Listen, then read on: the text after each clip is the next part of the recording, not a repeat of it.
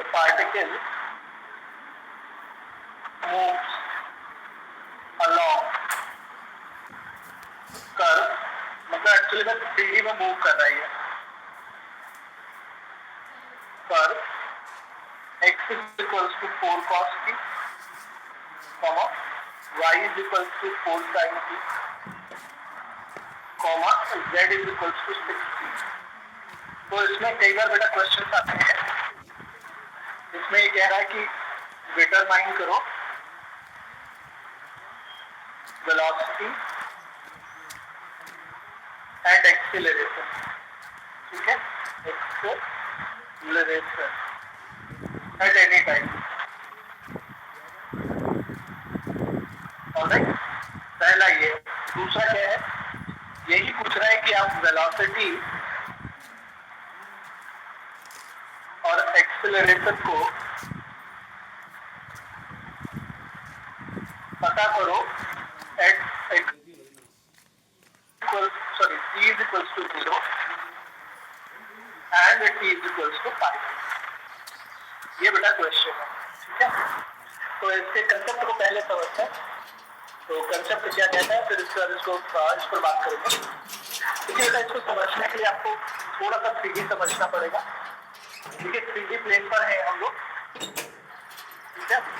यहाँ पर कोई एक पार्टिकल है, वो क्या कर रहा है, मूव कर रहा है ना, मूव कर रहा है, ऐसे मूव कर रहा है, ठीक है।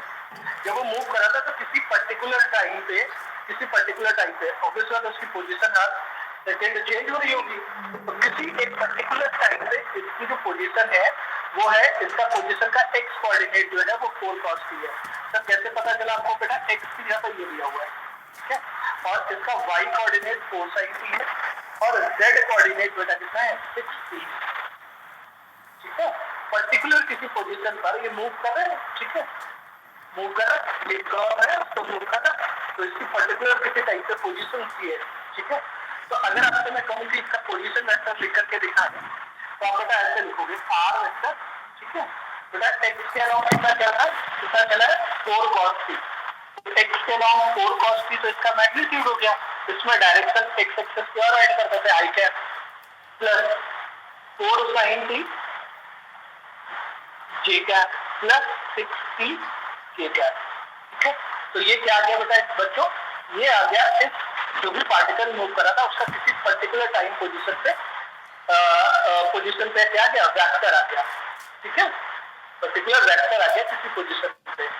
अब अगर हमें किसी पोजीशन पे वेक्टर पता है जो मूव कर रहा है तो हम क्या कर सकते हैं, वेलोसिटी निकालने के लिए आपको अगर पोजीशन पता है तो उसे with respect to time differentiate करिए, ठीक है। मैंने क्या बताया, फॉर वेलोसिटी अगर आपको पोजीशन पता है, ठीक है, अगर आपको पोजीशन पता है तो वेलोसिटी के लिए बेटा, जैसे सपोज अगर उसमें dr दे रखा है उसे टाइम के रिस्पेक्ट में आप डिफरेंशिएट करिए, ठीक है, ये वेलोसिटी आ जाएगा। और एक्सेलरेशन के लिए क्या करेंगे,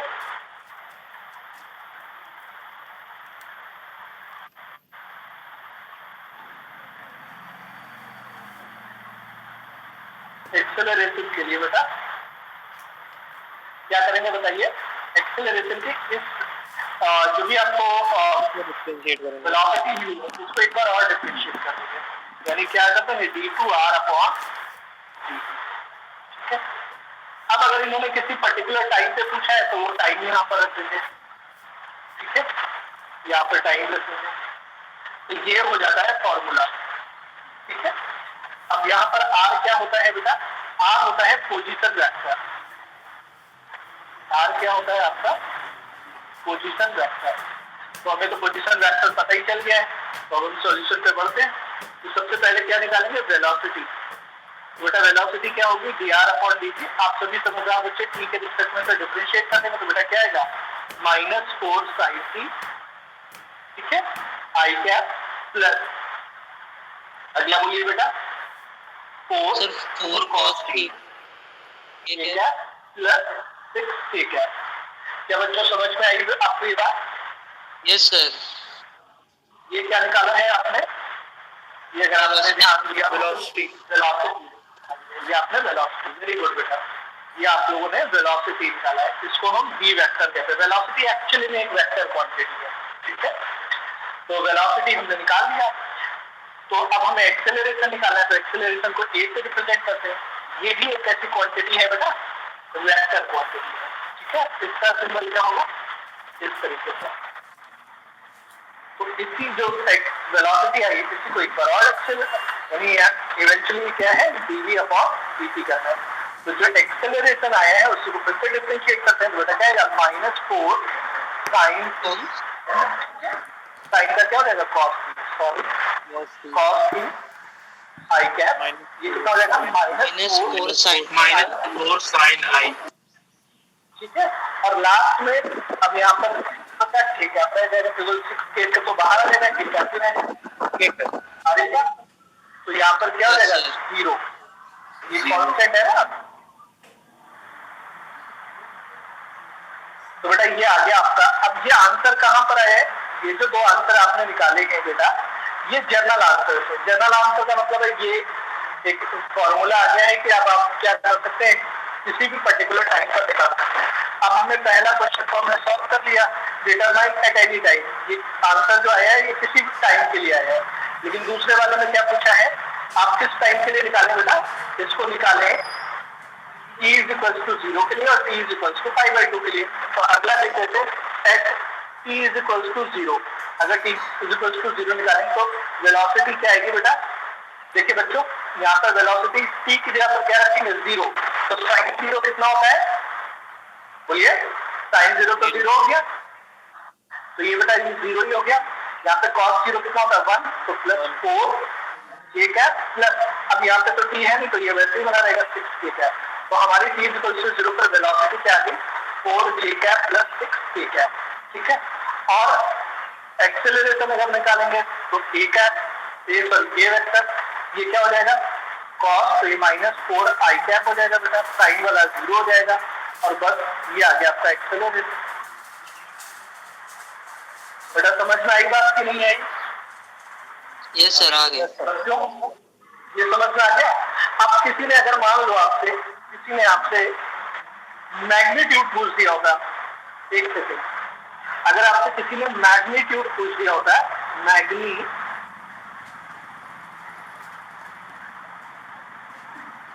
of velocity at t equals to 0, तो बेटा क्या करते हैं आप बताइए।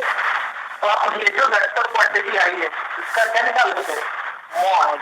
तो बेटा क्या हो जाता है, v vector is equals to क्या हो जाता है, under the root of coefficient का स्क्वायर, 4 का स्क्वायर और 6 का स्क्वायर। तो ये बेटा सॉल्व करके आ जाता है 50,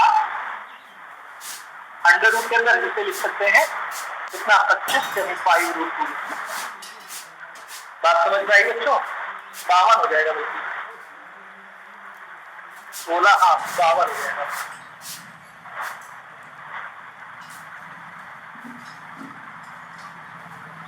आ रही बात समझ में, 52 तो आपका ब्रेक होगा नहीं। बेटा बात समझ में आ रही कि नहीं आ रही है? यस सर, आ रही है। Yes sir. और अगर मैग्नीट्यूड पूछता of acceleration at t equals to 0, तो बेटा क्या होगा, यहाँ पर एक्सेलरेशन कितना है, केवल 4 है, केवल 4 का स्क्वायर कर देते हैं।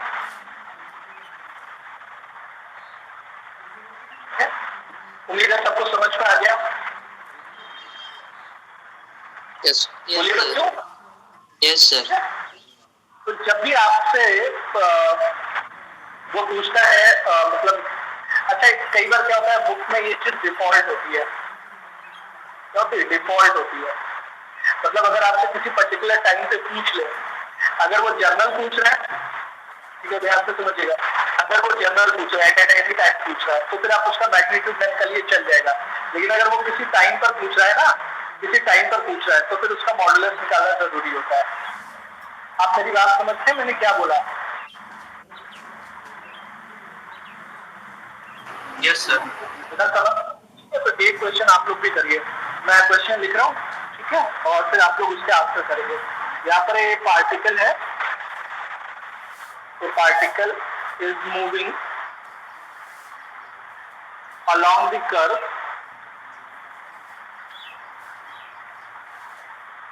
x is equals to 2 sin t, y is equals to 3 cos t, z is equals to 5t. ठीक है, find its velocity and acceleration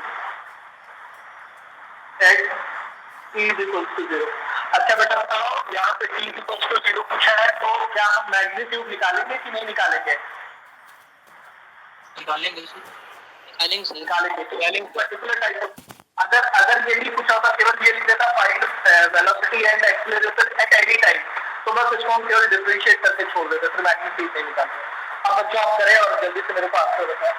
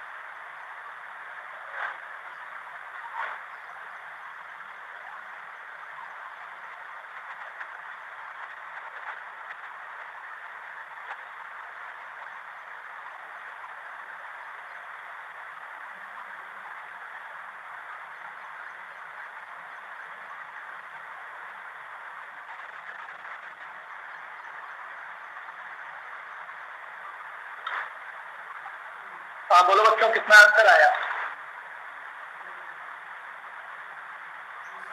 sir velocity at time 0 पे आ रही है 2i cap minus 0 plus 5 √29 velocity और acceleration 3। बिल्कुल सही है बेटा, मैं यही आंसर चाह रहा था। आप तो कर रहे हैं वो सही कर रहे हैं, लेकिन आधा पहुंचे। वेलोसिटी जो आएगी मैं लिख देता हूँ, वो √29 है और एक्सेलरेशन जो है वो है बच्चों 3। जिस बच्चे ने कर लिया है बिल्कुल सही किया हुआ है।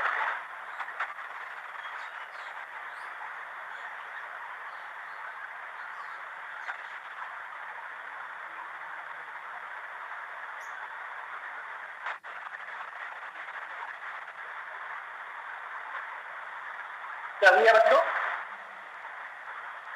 यस सर आ गया। यस सर आ गया। चलिए आइए एक और कॉन्सेप्ट सीखते हैं, उसके बाद आप ये पहला चैप्टर लगा सकते हैं। ठीक है, एक अगला कॉन्सेप्ट सीखते हैं, लास्ट कॉन्सेप्ट है, उसके बाद अपनी एक्सरसाइज में पहला चैप्टर लगा सकते हैं। कॉन्सेप्ट है unit tangent vector.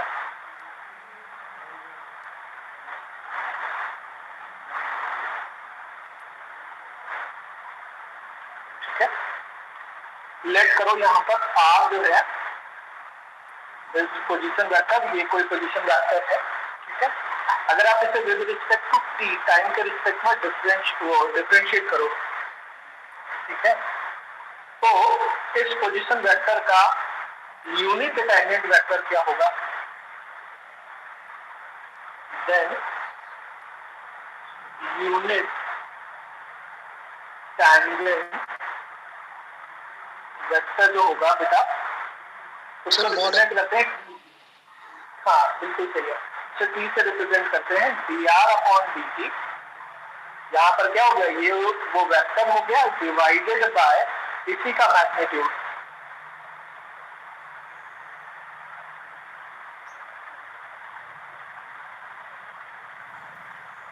Divided by इसी का मैग्नीट्यूड।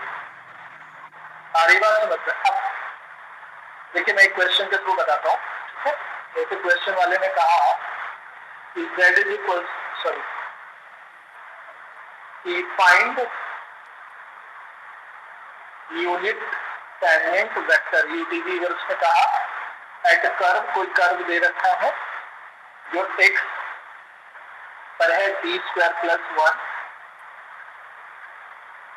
मान लो यहाँ पे टी क्यूब ले लो, ठीक है, y जो है वो 3t स्क्वायर प्लस 5 है और z जो है 6t है, ये इतना ही दे रखा है, ठीक है, ये पता करना।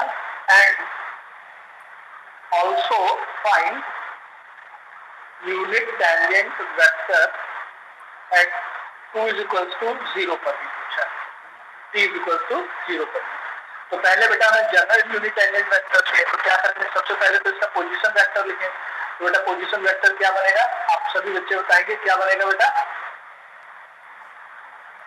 e cube I cap bracket में 3t square plus 5 j cap plus 6t k cap. बिल्कुल सही बच्चों, बहुत शानदार है, बहुत बढ़िया बढ़िया। अब इसको बस के एक बार डिफरेंशिएट करना है, with respect to T differentiate कर दो।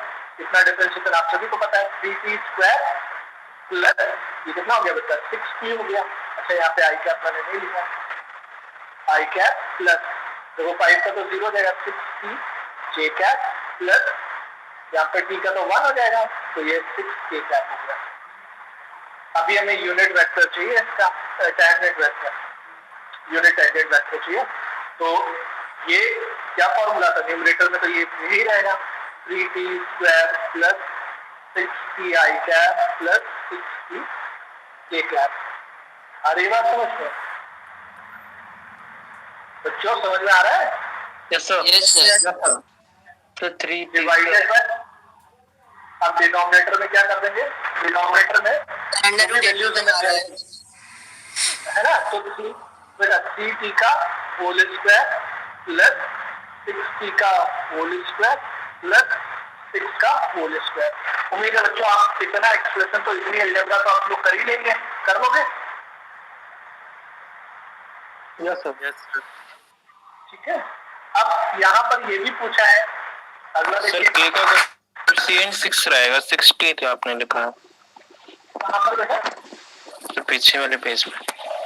कहाँ पर सर वहाँ पे 6t आपने लिख दिया, k का कोएफिशिएंट 6 रहेगा वहाँ पे। Sir t is equal to में नीचे एकदम यहाँ पर नहीं, ये सर नीचे 6t सर k का जो लिखे हैं ऊपर sir numerator sir 3t square 6t और 6 रहा है ना उसका। Yes sir. टाइप पर बेटा देखते हो बिल्कुल सही पकड़ा है। और फिर इसको अभी और फर्दर सिंप्लीफाई ये हो सकता है हमारा, तो फर्दर पहले सिंप्लीफाई कर देता हूँ आपके लिए। बेटा फर्दर सिंप्लीफाई करेंगे तो क्या मिलेगा हमें, 3t square I cap, actually में कई बार इसको मिस कर जाता है, 3t square I cap plus 6t j cap plus 6k cap divided by, denominator में बेटा क्या आएगा स्क्वायर रूट के अंदर, तो इसको सॉल्व करोगे कितना आएगा 90 स्क्वायर और ये 60 स्क्वायर 36t स्क्वायर, तो 90 स्क्वायर प्लस 36t स्क्वायर तो कितना हो गया 45t स्क्वायर हो गया प्लस 36 हो गया, यानी आ जाएगा 45t स्क्वायर प्लस 36। ठीक है, बेटा समझ में आएगी बात? Yes sir. अब हमें यहाँ पर ये भी पूछा है, अब हमें यहाँ पर ये भी पूछा है, क्या पूछा है कि हमें t इक्वल टू 0 पर भी बताना है, तो क्या करोगे सीधे हैं पुट इसको इक्वेशन कोई मान लो 1, ठीक है, तो ये तो जनरल आंसर है। सर नीचे सर एक मिनट बैक कीजिए सर। हाँ सर नीचे 3t स्क्वायर का होल स्क्वायर होगा ना सर, जहाँ आपने 3t का स्क्वायर लिखा है। अरे वाह भाई वाह, ये भी गड़बड़ी है। हाँ बेटा ये भी होगा,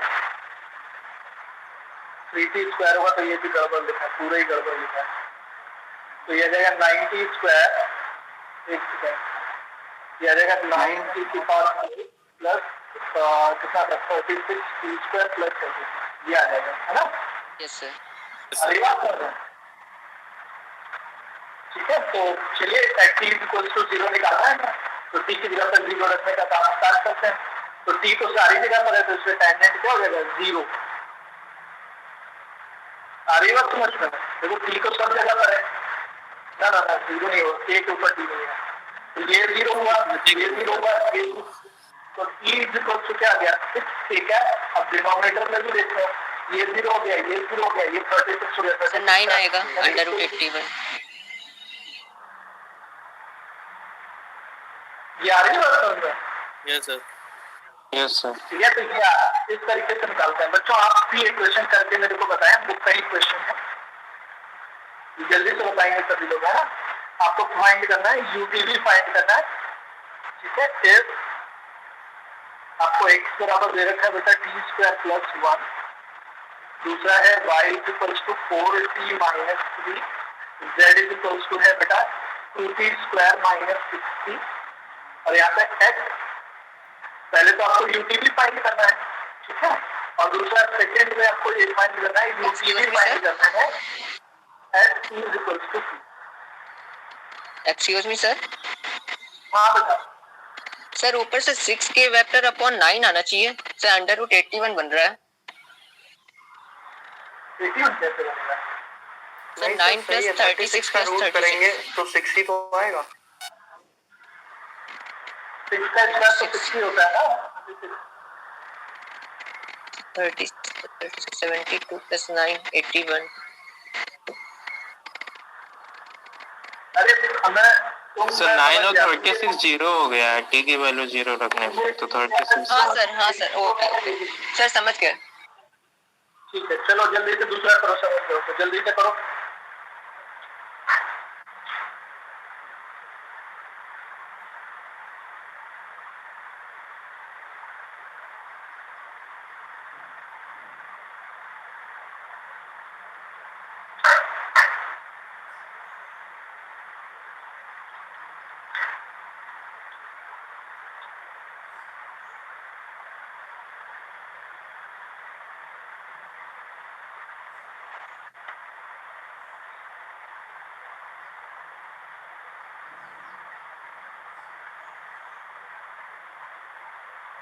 सर सेकंड पार्ट में मतलब समझ नहीं आया, UTV at t = question mark, t तो दिया होगा ना। t = 2 है बेटा साहब, रुको, हाँ 2 है।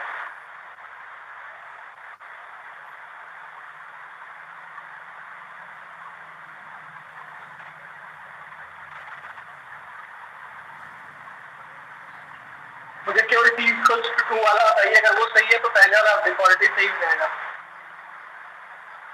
आप सभी लोग मुझे बस इसका आंसर बताएं।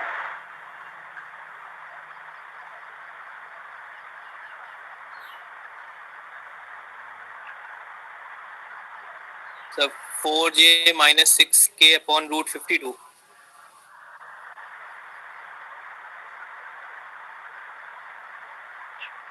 नहीं, जो बुक में आ रहा है बेटा, देखो मैं क्वेश्चन मैंने यही दिया, t² + 1 4t - 3 2t² - 6t।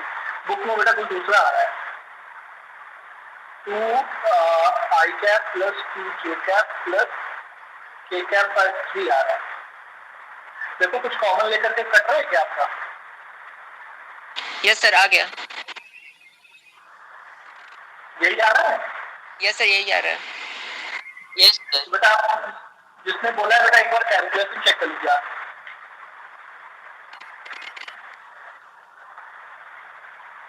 ठीक है बच्चा? Yes sir yes sir. चलिए अब आप एक्सरसाइज फर्स्ट लगा सकते हैं। इसमें जितने एक्सरसाइज फर्स्ट में जितने डिफरेंशियल इक्वेशन के क्वेश्चन हैं, डिफरेंशियल इक्वेशन वाले क्वेश्चन है बेटा, वो मत लगाइएगा, क्योंकि वेक्टर का डिफरेंशियल इक्वेशन आपको नहीं पढ़ना है। ठीक है, आपके जो सिलेबस है उसमें डिफरेंशियल इक्वेशन के क्वेश्चन नहीं है। ठीक है, तो अब आपको बेटा पढ़ना है, अगला चैप्टर हम लोग स्टार्ट करने वाले हैं, उसका नाम है ग्रेडियंट। ठीक है, पहला चैप्टर आप कर सकते हैं। पहले चैप्टर में यही क्वेश्चन है, बस नॉर्मल डिफरेंशिएशन वगैरह है, वो आप आसानी के साथ में टैकल कर लोगे। तो 5 हो गया, 6 और 7। आइए बेटा हम लोग स्टार्ट करते हैं नया चैप्टर जिसका नाम है ग्रेडियंट।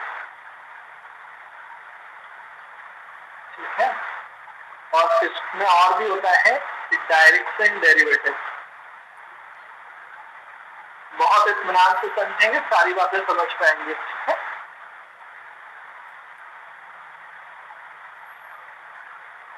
बेहतरीन चैप्टर है और एक क्वेश्चन इससे 6 मार्क्स या 12 मार्क्स में आ जाता है प्रूविंग का, तो बहुत आराम से समझेंगे। और एक एक बात, हाँ बोलो बेटा। चलिए इसको स्टार्ट करने से पहले बेटा आपको एक बात आपको आना चाहिए, आपको थोड़ा सा पार्शियल डिफरेंशिएशन आना चाहिए।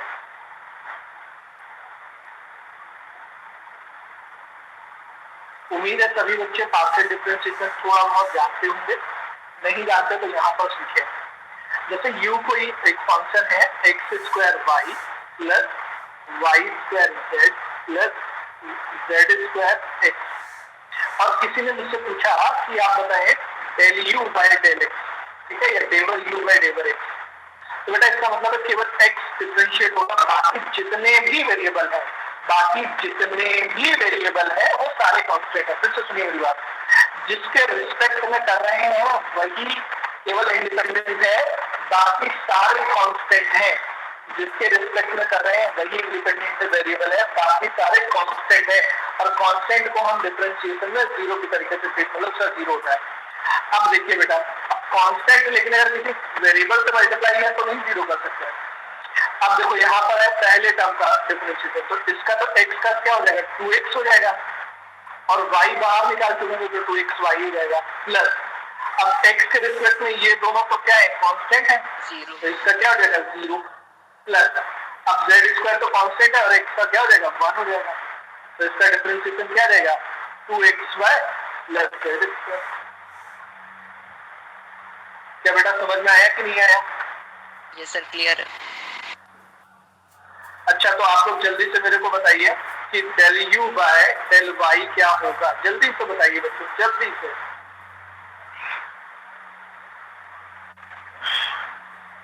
x² plus 2yz।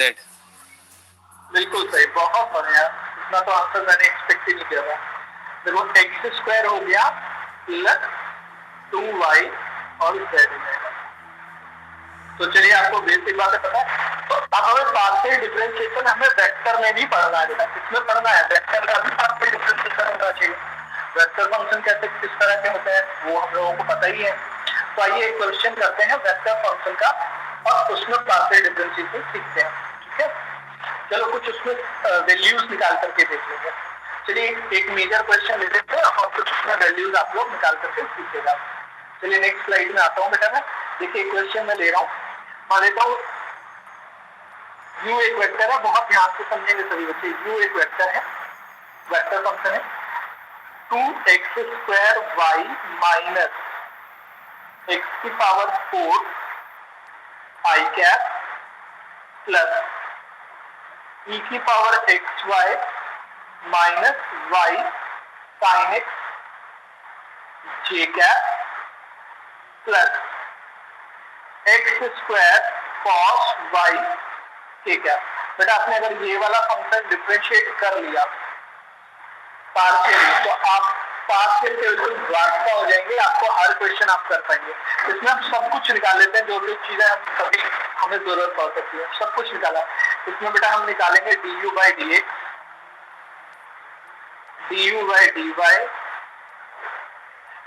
du by dz, मतलब डेल यू बाई, मतलब मैं गलत बोल रहा हूँ समझिएगा आप इसको, ना मैं सही बोलता हूँ क्योंकि गलत आप ही बोल रहे हो बने। तो del square U del x² del square U upon del Y square del square U vector upon D del x del y del square U vector del y del x, ठीक है।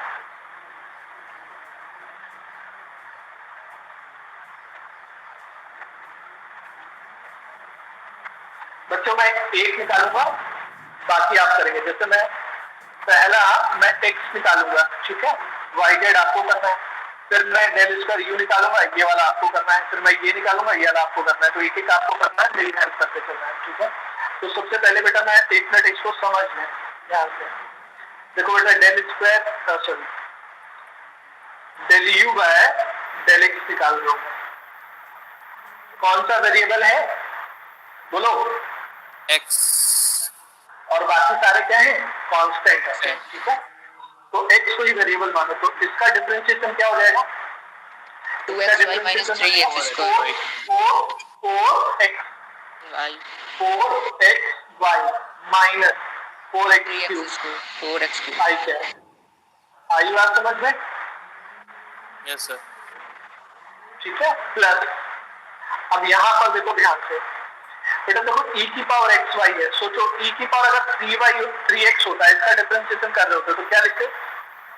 3 की पावर 3x into 3 ऐसा लिखते, इसका differentiation यही तो आएगा भाई। ये 3 कांस्टेंट ही तो है, तो यहाँ y भी कांस्टेंट है, तो सबसे पहले e की पावर xy का e की पावर xy हो गया, फिर xy का वापस करोगे तो फिर क्या हो जाएगा? y। नहीं आ रही बात समझ में बेटा?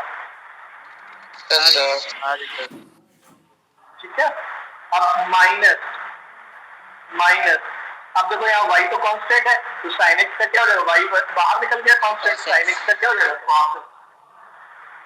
ठीक है, ये हो गया बेटा j cap plus x square का केवल होगा cos y बाहर आ जाएगा, और एक्स स्क्वायर का बेटा क्या हो जाएगा? 2x। तो आगे लिख लेते हैं, ये हो गया k कैप। रेस्ट दोनों आप निकाल पाएंगे, y और z आप निकाल लोगे? बोलो बेटा। Yes sir. Yes sir. ठीक है, तो इसको करके अभी ग्रुप में सेंड करिएगा, अभी टाइम नहीं किल करते। अब मैं क्या करता हूँ, इसमें निकालता हूँ del square U upon del square X, इसको इक्वेशन ए मान लेते हैं। ठीक है, इसको फिर करते हैं differentiate. Now partially differentiated equation A with respect to X. पहले इक्वेशन लिख लेते हैं बेटा एक बार। चलो कुछ कलर चेंज करते हैं, बहुत देर तक पहले कलर चले। D U by D X is equals to कितना आया बेटा? 4xy minus 4x cube I cap plus y e की power xy minus y cos x j cap plus 2x cos y k cap. क्या बेटा यही आया?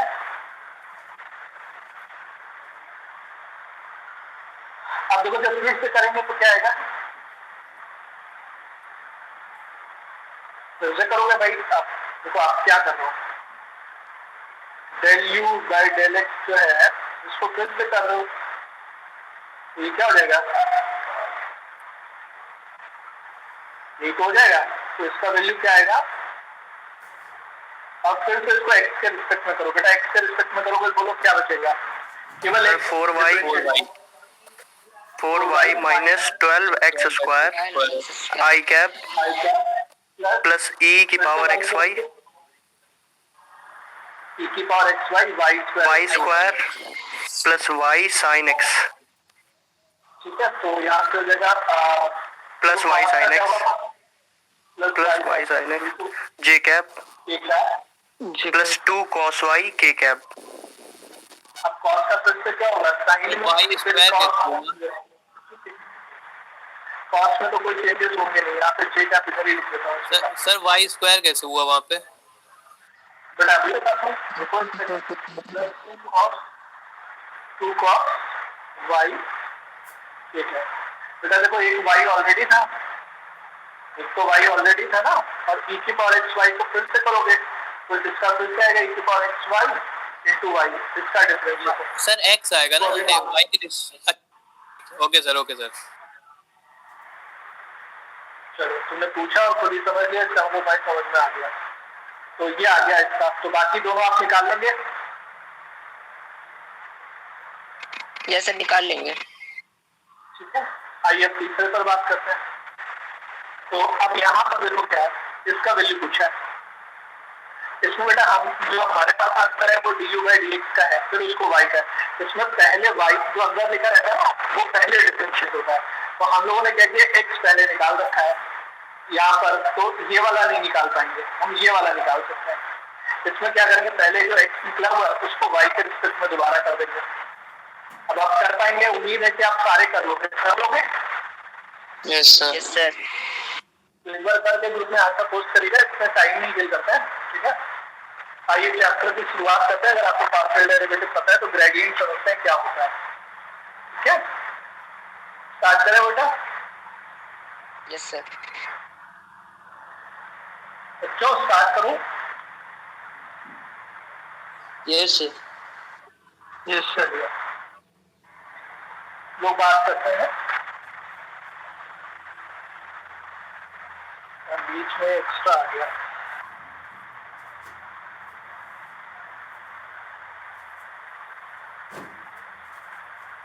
चलिए अब स्टार्ट करते हैं अपना यूनिट वाला जो सेकेंड चैप्टर है।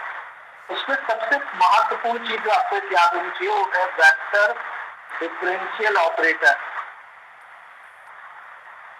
डिफरेंशियल ऑपरेटर ये ग्रेडियंट निकालने के काम आता है। इसके बारे में समझ लेते हैं कुछ बातें। वेक्टर डिफरेंशियल ऑपरेटर इसको रिप्रेजेंट कैसे करता है, रिप्रेजेंटेड बाय डेल। तो डेल से रिप्रेजेंट करेंगे। इस डेल का जो वैल्यू होता है वो होता है बेटा approximately I divide by divide X plus J divide by divide Y plus K divide by divide J, ठीक है। अब ये करता क्या है सर, डेल ऑपरेटर क्या करता है, एक्चुअली में फिजिक्स का पार्ट है। ये पूरी जो यूनिट है वो फिजिक्स का यूनिट है, ठीक है। फिजिक्स में जैसे हम लोग ग्रेडियंट वगैरह निकालते हैं, ग्रेड वैल्यू निकालते हैं, तो पहले हम क्या करते थे, पहले हम केवल स्केलर क्वांटिटीज का ही निकाल पाते थे। स्केलर का मतलब जिसमें डायरेक्शन ना हो। अब फिर बाद में हम डायरेक्शन वालों का भी निकाल पाए तो हमें एक ऑपरेटर की जरूरत पड़ी जिसकी हेल्प से हम निकालते थे, और वो है ग्रेडियंट। वो ऑपरेटर है आपका जो डेल ऑपरेटर। वो जो ऑपरेटर है वो आपका डेल ऑपरेटर है। तो इसकी हेल्प से हम निकाल सकते हैं ग्रेडियंट, ठीक है, ऑफ एनी स्केलर क्वांटिटी, ठीक है। इसके बारे में बहुत ज्यादा नहीं पता है हमें, भाई हमें तो मैथमेटिकल एस्पेक्ट पढ़ना है ना, ठीक है। तो हम मैथमेटिकल एस्पेक्ट पढ़ेंगे, तो बस कल इतना ध्यान रखिएगा। तो चलिए अब मैथमेटिकल एस्पेक्ट अगर हमें समझना है तो सबसे पहले ग्रेडियंट समझते हैं, जो हमने ये बेसिक के लिए जरूरी था, है ना। अब बात आती है, अब बात करते हैं ग्रेडियंट, ठीक है। सबसे पहले इसका रिप्रेजेंटेशन समझ लेते हैं कि रिप्रेजेंट कैसे करता है। तो जैसे लेट, पहले इसको कुछ बेसिक समझ लेते हैं। बेटा अभी एक साथ सारी चीजें जब जुड़ेंगी तो आपको समझ में आएगा, अभी समझ काफी थोड़ा सा रुक जाइए, है ना। अगर हो सकता है ना तो let five X Y Z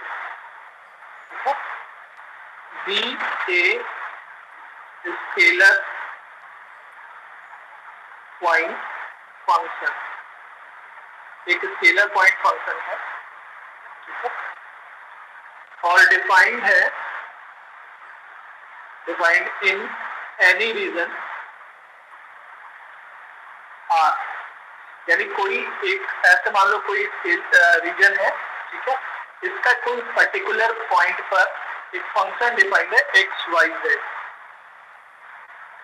ठीक है। इस पर्टिकुलर पॉइंट पर कोई ये रीजन है, एक पर्टिकुलर पॉइंट पर ये क्या डिफाइंड है, एक फंक्शन डिफाइंड है। कैसा फंक्शन डिफाइंड है, five equals to X Y Z. तो इस पर्टिकुलर पॉइंट पर इसकी ग्रेडियंट वैल्यू क्या होगी,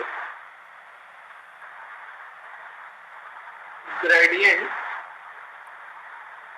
ऑफ फाइव जो होगा, ठीक है, फाइव तो एक फंक्शन है, उसका ग्रेडियंट जो होगा बेटा वो डेल फाइव के बराबर होगा। किसके बराबर होगा, डेल फाइव, ठीक है। आ रही बात समझ में। और जो डेल फाइव है, देखो अभी फाइव तो एक स्केलर पॉइंट फंक्शन था, डेल में देखो आई जे के है, तो जब हमने इसको इसके साथ अप्लाई किया तो यहाँ पे जो आंसर आएगा ये बहुत सोचने वाली बात है, ये ध्यान में रखिएगा, नोट में रखिएगा। जो ग्रेडियंट है ना, डिफाइन ए वेक्टर फील्ड। जो आंसर आएगा वो एक वेक्टर फील्ड डिफाइन करेगा। अभी इन लोगों ने स्केलर फील्ड ली थी, मतलब ठीक है, और जब हमने उसके साथ डेल अप्लाई किया तो हमें क्या मिल गया, वेक्टर फील्ड मिल गया। अब इसको समझते हैं सर, हमें क्या करना है, हमें केवल मैथमेटिकल एस्पेक्ट करना है। मतलब मैथमेटिकल एस्पेक्ट में क्या होगा बेटा, देखो ध्यान से, हमें कोई एक स्केलर फंक्शन दिया होगा और कहेगा उसका ग्रेडियंट निकाल करके बताओ, बस इतना दिया होगा। जैसे यहाँ पर ऐसे इस तरीके से क्वेश्चन दिया है। सपोज जैसे मैं क्वेश्चन बुक का मेरे को ध्यान है, उसमें है जैसे दिया है फाइंड ग्रेडियंट एफ, ठीक है, इतना ही लिखता है, ग्रेड एफ लिखेगा, ठीक है, वेयर एफ जो है वो है मान लो X square Y square Z square. उसने ये कहा हमें फाइंड करके बताओ, तो बस हमें सॉल्यूशन करना है, हमें मैथमेटिकल करना है बस। तो बेटा हम जानते हैं ग्रेड एफ बराबर क्या हो जाएगा बेटा, ग्रेड एफ बराबर हो जाएगा डेल एफ, और डेल एफ, डेल का वैल्यू क्या था, I divide by divide X plus J divide by divide Y plus K divide by divide Z. और फंक्शन में बेटा क्या दे रखा है, एफ क्या दे रखा है, X square Y square Z square. अब ये इसमें भी मल्टीप्लाई होगा, इसमें भी होगा और इसके साथ भी आएगा। तो बेटा देखो क्या बचेगा यहाँ पर, देखो ध्यान से, डेल एफ बराबर बेटा क्या बचेगा, I divide by divide X square Y square Z square plus J cap divide by divide Y X square Y square Z square plus K cap divide by divide Z X square Y square Z square. अब बेटा इसको simplify कर सकते हो, पहले वाले का answer बताओ क्या आएगा, सर 2x सर 2x ठीक है, Y square Z square plus इसमें क्या आ जाएगा, x square 2y z square, square 2y z square, ठीक है, प्लस c कैप क्या आ जाएगा, x square y square 2z, X square Y square 2z, ठीक है। अब मान लो ये कह देता है, यहाँ पर क्वेश्चन में कह देता है एट पॉइंट 1 0 0 पर फाइंड करिए। तो यहाँ पर क्या रखते हैं, डेल एफ पॉइंट क्या रख देते हैं 1 0 0, यानी एक्स की जगह पर कितना रखना है 1 और वाई और जेड की जगह पर कितना रखना है 0। तो ये भी 0 एक्स कंटेन कर रहा है, ये भी 0, ये भी मान लो 1 1 कर देते हैं, सभी 0 नहीं करते, तो पूरा ही 0 आ जाएगा। तो आप इसमें एक्स की जगह पर कितना रखते हैं 1, वाई की जगह पर 1 और 0, ऐसे यहाँ सब भी नहीं बनेगा, तीनों को 1 1 करना पड़ेगा, तो सभी वाई कंटेन करना है। तो आप इसको भी निकाल लेते हैं, कितना आ जाता है 2i क्या प्लस 2j क्या प्लस 2k क्या। नहीं आई बात समझ रहे बेटा, आई सर आगे सर मैंने ये बोला, देखो ध्यान से समझिएगा, मैंने कहा ग्रेडियंट निकालो इस फंक्शन का जो मुझे गिवन है, ठीक है, ये फंक्शन गिवन है, इसका ग्रेडियंट निकालिए और इस पॉइंट पर निकालना है। तो पहले ग्रेडियंट निकाल लिया और फिर बाद में जो भी पॉइंट दिया था वहाँ एक्स वाई जेड की जगह पर वही रख दिया। अरे बात समझ में क्लास, ठीक है। तो एक क्वेश्चन मैं लिख लेता हूँ, करेक्ट करता हूँ क्लास, फिर आप लोग अपनी क्लास में जाइए और इसका आंसर तुरंत देखिए, और वो जो पार्शियल वाला है वो तो बात तक करते रहिएगा। इसका आंसर अभी ग्रुप में आप लोग दे देंगे, ठीक है। फाई एक फंक्शन दे रखा है बेटा 3x² y minus Y square Z square, आपको ग्रेडियंट फाई पता करना है एट पॉइंट 1 -2 -1। बच्चों क्वेश्चन समझ में आ गया है आपको? यस सर आ गया। ये आपका क्वेश्चन ऑफ द डे है, ठीक है, क्वेश्चन फॉर प्रैक्टिस है और आंसर तो आपको पता है DIY है ये आपका, कहाँ कोड करना है। तो उम्मीद आपको ग्रेडियंट समझ में आया। तो आज का सेशन यही एंड करते हैं, फिर अगले सेशन में मिलेगा बेटा, ठीक है। Yes sir. चलिए, थैंक यू सर।